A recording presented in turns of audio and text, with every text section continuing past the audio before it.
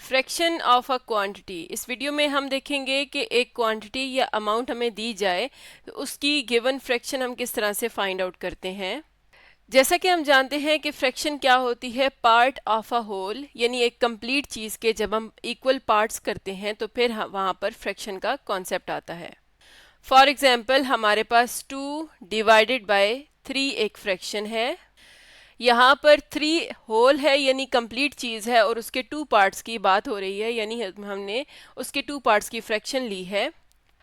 और ये दरमियान में डिवीजन लाइन या फ्रैक्शन लाइन होती है जिसमें जो ऊपर वाला नंबर है उसे न्यूमरेटर कहते हैं और जो नीचे वाला नंबर होता है उसे डिनोमिनेटर कहते हैं। अब फॉर एग्जांपल हमारे पास एक क्वांटिटी है 50 और उसकी एक फ्रैक्शन हमने फाइंड करनी है 1/2। जैसे हमने लिखा 1/2 ऑफ हाफ ऑफ 50। अब वैसे हम 50 को देख के बता सकते हैं कि इसका जो हाफ होता है वो 25 होता है। ये काफ़ी इजी है बताना। लेकिन अगर हमारे पास यहाँ पर बिगर नंबर है या डिफरेंट फ्रैक्शन है, फॉर एग्जांपल हमारे पास है 2/5 ऑफ 50, तो इसे हमें कैलकुलेट करना पड़ता है और कैलकुलेशन के लिए हमारे पास डिफरेंट मेथड्स हैं। तो 2/5 ऑफ 50 का मतलब क्या है कि 50 के 5 इक्वल पार्ट्स में से 2 पार्ट्स कितने होंगे। जैसे हमारे सामने ये हम 50 को स्प्लिट करते हैं तो हम जानते हैं कि जब 50 के 5 इक्वल पार्ट्स होंगे तो हर पार्ट में 10 आ जाएगा, यानी कि 50 क्वांटिटी है, 50 यूनिट्स हैं, तो उसमें से हर पार्ट में 10 यूनिट्स चले जाएंगे क्योंकि टोटल हमने इसके 5 इक्वल पार्ट्स करने हैं। तो इसका जो एक पार्ट है इसे हम कहते हैं 1/5, यानी इसका जो हर पार्ट है वो 1/5 होगा सेपरेटली। और इसी तरह से यहाँ पर देखें कि 2/5 को हम इस तरह भी लिख सकते हैं 2 मल्टीप्लाई बाय 1/5। अब यहाँ पर असल में मकसद ये है कि हम इस चीज़ को समझना चाहते हैं कि इसे हम किस तरह से सॉल्व करेंगे। तो यहाँ पर अगर हम सिर्फ इस चीज़ को देख लें, ये वाली जो चीज़ है, ये वाला पोर्शन, तो 1/5 ऑफ 50 कितना है, यानी उसका जो एक पार्ट है वो कितना है, वो 10 है, यानी उसका जो 1/5 पार्ट है वो 10 है।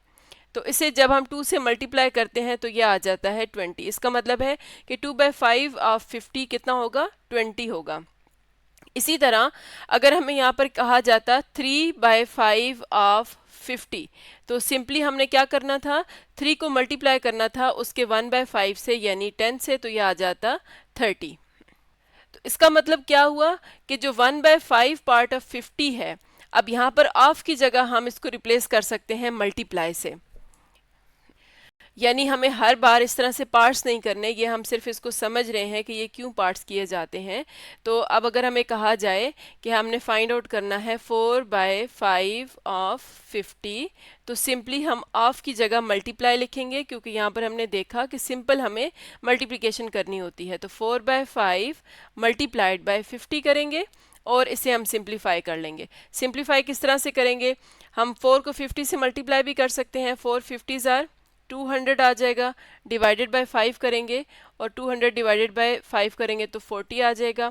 इसके अलावा हम कैंसिलेशन मेथड भी यूज़ कर सकते हैं, यानी अगर हम 5 और 50 को कैंसिल आउट करें तो 4 10 आर 40। तो ये दोनों मेथड्स हैं।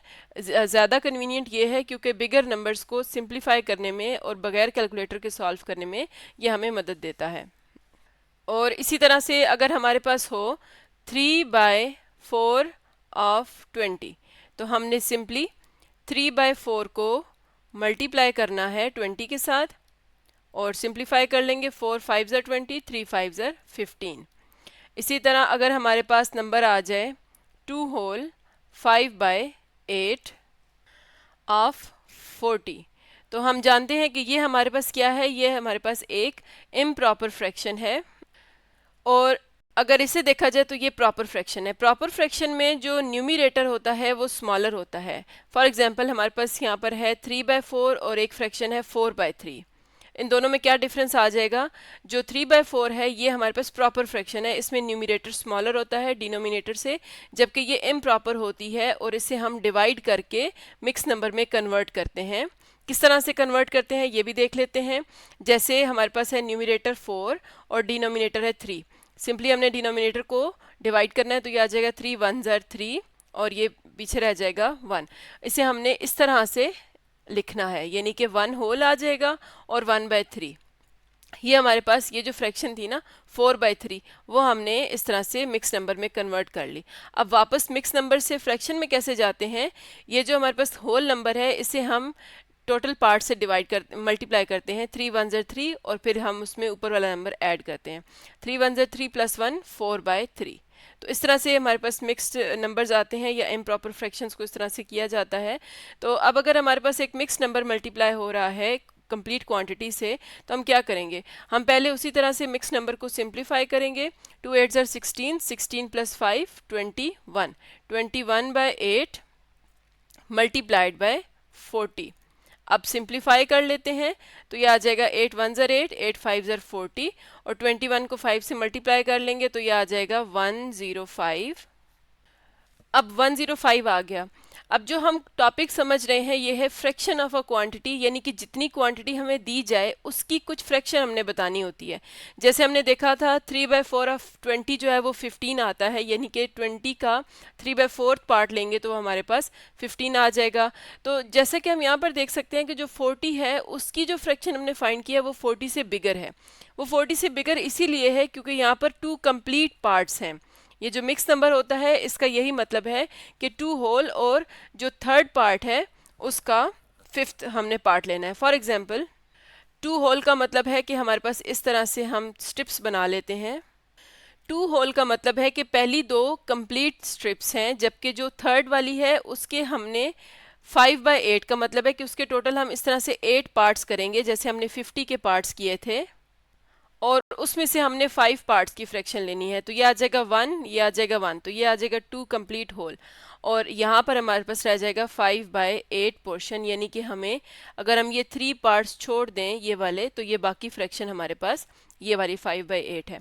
अब इसमें 105 का क्या मतलब है कि एक कंप्लीट 40, दूसरा भी कंप्लीट 40, और तीसरे का हमारे पास 5/8 आ जाएगा जो कि बनता है 25। इन तीनों को हम ऐड करें तो तब भी हमारे पास 105 ही आता है। तो ये फ्रैक्शन को सॉल्व करने का मतलब है कि हम उसे सिंपली यहाँ पर मल्टीप्लाई करके भी फाइंड आउट कर सकते हैं। तो अगर आपके पास किसी क्वांटिटी की फ्रैक्शन उस क्वांटिटी से बड़ी आ जाए तो आपने वहाँ पर परेशान नहीं होना, सिर्फ ये देखना है कि हमारे पास यहाँ पर मिक्स नंबर होता है। तो मिक्स नंबर में हमेशा हमें बिगर नंबर मिलेगा जब हम उसकी फ्रैक्शन फाइंड करेंगे।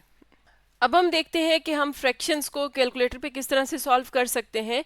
तो ये हमारे सामने एक साइंटिफिक कैलकुलेटर है, और इसमें जो हमारे पास इम्पोर्टेंट पोर्शन होता है फ्रैक्शंस को सॉल्व करने के लिए वो यहाँ पर होता है। तो इस पार्ट को हम थोड़ा जूम करके देखते हैं। तो ये पोर्शन हमारे पास कुछ इस तरह से होता है।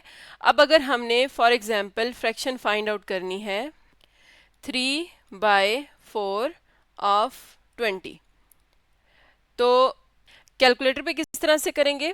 कैलकुलेटर पे हमें यहाँ पर एक बटन नज़र आ रहा है जो फ्रैक्शन की शक्ल का लिखा हुआ है, ये वाला बटन। ये कुछ इस तरह से लिखा होता है, यानी एक बॉक्स होता है, फिर फ्रैक्शन लाइन होती है, फिर बॉक्स होता है। ये बटन हम प्रेस करेंगे और उसमें जो ऊपर वाला यहाँ पर बॉक्स है इसमें हम इसकी जगह पर लिखेंगे 3, यानी इसके अंदर हम लिखेंगे 3, और नीचे वाले के अंदर हम लिखेंगे 4।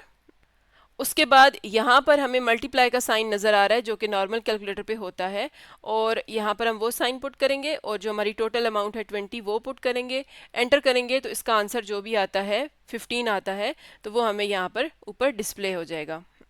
तो इस तरह से अगर हमारे पास कोई बिगर फ्रैक्शन आ जाती है या कोई बहुत बड़ी क्वांटिटी आ जाती है तो उसको हम कैलकुलेटर के थ्रू सॉल्व कर सकते हैं। मिक्स नंबर भी देख लेते हैं। तो जो मिक्स नंबर होते हैं, फॉर एग्जांपल हमारे पास आया था 2 होल 5/8 ऑफ 40, तो इसको हम किस तरह से करेंगे, उसके लिए हम ये नॉर्मल जो फ्रैक्शन वाला बटन है ये इस्तेमाल नहीं करेंगे, बल्कि इसके ऊपर ही हमें येलो कलर में मिक्स्ड फ्रैक्शन नज़र आ रही है। अब येलो वाला किस तरह से लिखेंगे, ये उसके ऊपर हमें शिफ्ट नज़र आ रहा है जो येलो कलर में ही है। पहले हम शिफ्ट का बटन प्रेस करेंगे, फिर हम फ्रैक्शन का ही बटन प्रेस करेंगे, तो हमारे पास इस तरह का यहाँ पर आ जाएगा, जो हमारी स्क्रीन है ऊपर वहाँ पर इस तरह से मिक्स नंबर के लिए फ्रैक्शन आ जाएगी। तो उसी तरह हमने यहाँ पर लिखना है 2, यहाँ पर लिखना है 5, और यहाँ पर लिखना है 8, फिर मल्टीप्लाई का साइन और फिर 40, और फिर उसके बाद जो भी उसका आंसर आ जाएगा। तो कैलकुलेटर के थ्रू हम इस तरह से फ्रैक्शंस को सॉल्व करते हैं। रियल लाइफ में फ्रैक्शंस कहाँ यूज़ होती हैं उसको समझने के लिए एक दो प्रॉब्लम्स देख लेते हैं। जैसे हमारे पास है अली एंड सारा शेयर्ड 60 रुपीज़, सारा रिसीव्स 9/10 ऑफ मनी, यानी कि उस मनी की हमें फ्रैक्शन दी गई है। मनी कितनी थी 60 रुपीज़ और उसकी फ्रैक्शन है 9/10। Find how much money Ali receives, तो हमने ये देखना है कि अली को कितनी अमाउंट मिली। अब इसको सॉल्व करने के दो तरीके हैं। अगर 9/10 सारा को मिली है तो हम ये भी कर सकते हैं कि पहले सारा की अमाउंट फाइंड कर लें।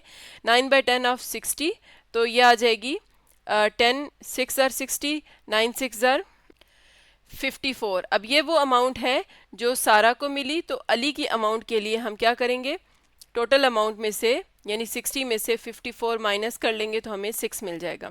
दूसरा तरीका ये है कि हम अली के लिए डायरेक्टली फाइंड करें कि अगर 9/10 पार्ट्स सारा के पास हैं तो टोटल 10 पार्ट्स थे, 9 पार्ट्स सारा को मिल गए तो 1/10 अली को मिलेंगे। तो ये आ जाएगा 1/10 मल्टीप्लाइड बाय 60, तो यहाँ पर हमें डायरेक्टली 6 आंसर मिल जाएगा। अगर हमारे पास बड़ी फ्रैक्शन है या कॉम्प्लिकेटेड फ्रैक्शन है तो हम क्या करेंगे, अली की फ्रैक्शन निकालने के लिए जैसे हमने यहाँ पर डायरेक्टली निकाली, सॉल्व कैसे करेंगे, हम 1 में से सारा की फ्रैक्शन को माइनस कर लेते हैं। 1 माइनस 9/10, यह आ जाएगा 10 माइनस 9/10, तो यह आ जाएगा 1/10। तो ये डिफरेंट मेथड्स होते हैं। पहले में हमने क्या किया, सारा की अमाउंट निकाली और उसमें से टोटल में से सारा की अमाउंट माइनस की तो अली की अमाउंट मिल गई। दूसरे में हमने ये किया कि अली की फ्रैक्शन फाइंड आउट कर ली और वहाँ से उसकी अमाउंट निकाली। फ्रैक्शन फाइंड करने का सबसे बेस्ट तरीका ये है कि जो फ्रैक्शन हमें दी गई है, अगर हमने उसकी दूसरी फ्रैक्शन फाइंड करनी है तो हम 1 में से उस फ्रैक्शन को माइनस कर लेंगे। जैसे एक और एग्जांपल देखते हैं, Ali had a bag of 320 sweets, he eats 3/5 of them, how many sweets are left. हमने देखना है कि पीछे कितनी बच गई, तो हम ये कर सकते हैं कि जो बच गई हैं उनकी फ्रैक्शन पहले फाइंड कर लें। तो यह आ जाएगा 1 माइनस 3/5, यह आ जाएगा, एलसीएम लेंगे तो 5 माइनस 3/5। एलसीएम किस तरह से लिया हमने, इसका यहाँ पर इसका डिनोमिनेटर 1 था, उसे 5 बनाने के लिए ऊपर नीचे 5 से मल्टीप्लाई किया, तो ये आ जाएगा 5 माइनस 3/5 और ये आ जाएगा 2/5। अब 2/5 वो फ्रैक्शन है जो पीछे बच गई, तो सिंपली हम उसको 320 से मल्टीप्लाई कर लेंगे, तो ये आ जाएगा 120 स्वीट्स, या उसके पास बाकी बच गई। तो इस तरह से हमने देखा कि हम किस तरह से क्वांटिटी अगर हमें दी जाए तो उसकी फ्रैक्शन हम किस तरह से फाइंड आउट करते हैं, जिससे हमने रिलेटेड कुछ क्वेश्चंस को भी सॉल्व किया।